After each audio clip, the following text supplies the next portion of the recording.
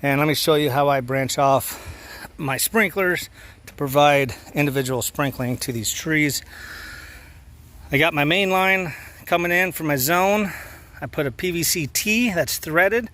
I have an elbow. This is 1/2 inch thread to a 1/2 inch tube. That tube loops around and it came into my sprinkler. Well, right before my sprinkler, what I'm doing is I cut it. I put a T in. All right, to cut this, I just got a pair of wire cutters.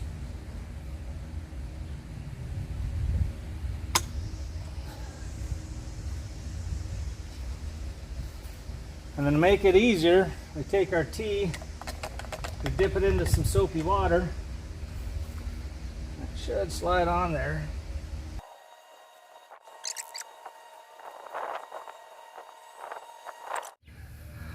Brought another 1/2 inch line underneath my retaining wall, and I got it capped off or pinched off right now to prevent any more dirt from getting in there.